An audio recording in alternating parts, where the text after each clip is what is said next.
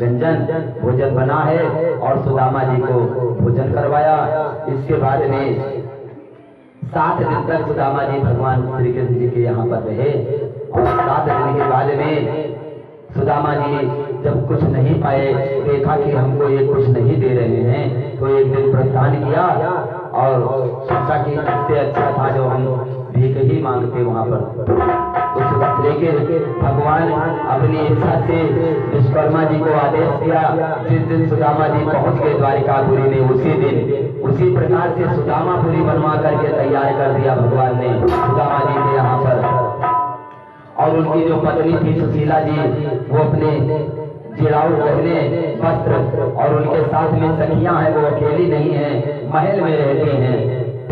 जब सुदामा जी विदा मांग करके यहाँ से चल दिए अपने घर को, तो चाहते हैं जब अपने नगर के किनारे पहुँचते हैं तो देखा कि हम वहीं पर तो नहीं पहुँच गए। जिस प्रकार से द्वारिकापुरी जगमगा रही थी, उसी प्रकार से सुदामापुरी भी जगमगा रही। उच्चकृत हो जाते हैं, लेकिन वहाँ के लोग जाकर के सुदामा जी को बुला करके लाते हैं अपने भवन को। और सुशीला जी उनकी पत्नी जब मिलती हैं तो वो कहती है कि हे प्राणनाथ, ये आप ही का महल है, आप वहाँ पर गए, भगवान ने ही सब कुछ दिया है इस प्रकार से।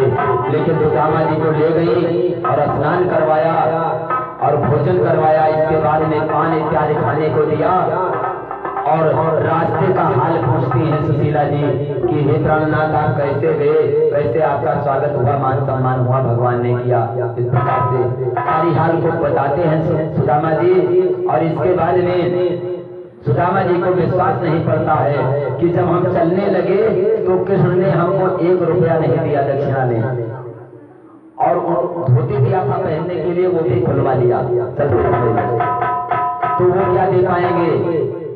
वो बालों के यहाँ पर दही चुरा चुरा करके खाते थे, वो हमको दान क्या करेंगे? विश्वास नहीं पड़ रहा है।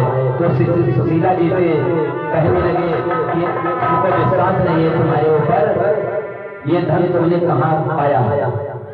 सुशीला जी हाथ जोड़ करके खड़ी हुई और भगवान की प्रार्थना करने लगी कृष्ण जी की, और कहा हे नाथ, आप आ करके और साक्षी दीजिए, मेरे पति सुदामा को विश्वास नहीं पड़ रहा है किसी प्रकार का।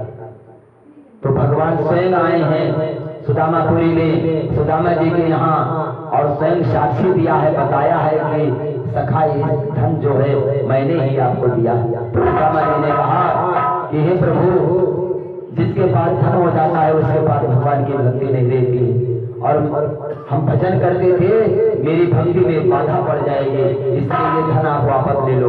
भगवान ने कहा आप ब्राह्मण हैं, आपको मैंने दान कर दिया है, ये धन हमको नहीं चाहिए। कहा हे प्रभु, किसी प्रकार से ये धन नष्ट हो जाए, हमको इतना धन नहीं चाहिए, केवल आपकी भक्ति चाहिए, होना चाहिए। अब तो झगड़ा किसी के यहाँ होता ही नहीं है, लेकिन ऐसी चीजों से दान वान नहीं बोलना चाहिए, और बृहस्पतिवार को कड़वा तेल नहीं लगाना चाहिए।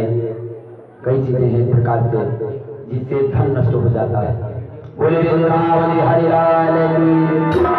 तो सुदामा जी बड़े प्रेम से रहते हैं, सुख में अपना जीवन बिताते हैं सुशीला जी के साथ, और भगवान का भजन करते हैं।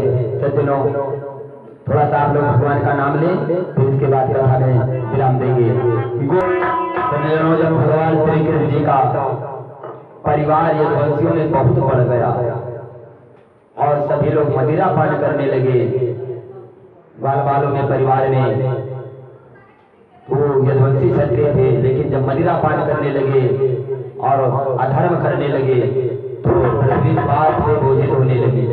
जब अधिक परिवार बढ़ा और एक कलयुग आने वाला हुआ, भगवान अपने परम धाम को जाने लगे, तो सोचा कि ये पृथ्वी का भार उतार करके तभी जाएगा।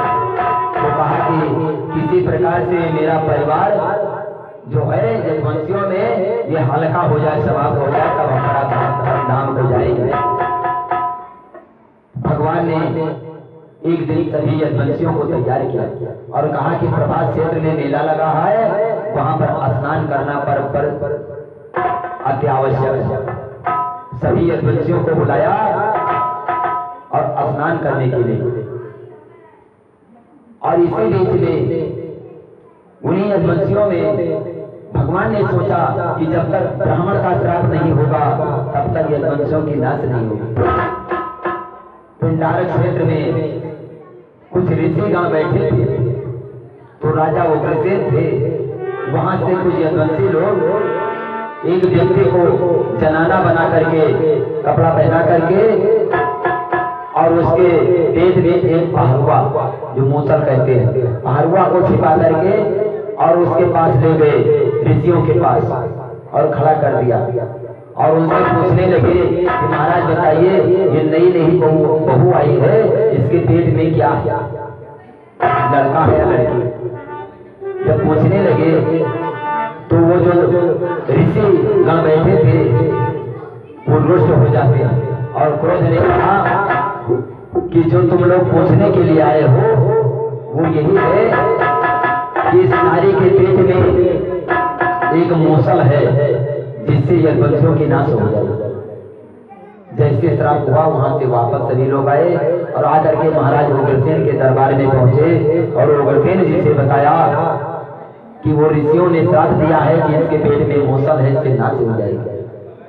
जब खोला तो पहरुआ निकला, उसे काट डाला, चीर डाला लकड़ी को, लेकिन उसमें लोहे का सेमार लगा हुआ था। और महाराज उग्रसेन ने सोचा कि ये इसी से कुछ हो सकता है, ये लोहे का चीज है, इससे कोई अस्त्र शस्त्र बन सकता है। तो उसको रेती से रेत दिया बैठ करके, सब चूरा चूरा कर दिया सेमार को और लकड़ी को तो जला करके फेंक दिया। अब जब उसको रेत दिया, चूरा हो गया, तो छोटी सी गिट्टी बच गई, वो अंगुली में के पकड़ में नहीं आ पाती थी। तो वो गिट्टी समेत उस लोहे के चूरे को उठा करके और उसी प्रभास क्षेत्र में फेंकवा दिया महाराज उग्रसेन। तो जब उसको फेंकवा दिया तो वो चूरा जम गया, वो जम गया और गोंद हो गया।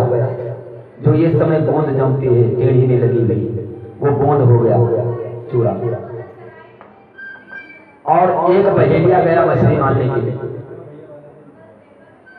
तो जो गिट्टी लोहे की थी उस गिट्टी को वो मछली निकल गई, उसी मछली को उस बहेलिया ने पकड़ लिया और जब घर पर अपने ले गया उस मछली को काटा तो उसमें लोहे की गिट्टी मिल गई और उस गिट्टी को लेकर के वो लोहार के यहाँ गया, उससे एक बाण बनवाया। उस बाण को लेकर के शिकार की तलाश में चलने लगा और इधर भगवान के यदुवंशियों को तैयार करके और कहा कि वहां पर पर्व लगा हुआ है, उसी प्रभास क्षेत्र में स्नान करना है। सबको लेकर के प्रभास क्षेत्र में छोड़ दे। सब लोग जब आए स्नान करने लगे, यदुवंशी भगवान खड़े हुए देख रहे, एक पेड़ के नीचे बैठे भगवान, पेड़ के आहट में बैठे हुए और जब स्नान करने लगे तो सब पावड़े लेकर के आए थे मदिरापान करके। वो उनके ऊपर पानी उलझ देते हैं, वो उनके ऊपर छोड़ देते हैं। इसी प्रकार से झगड़ा होने लगा।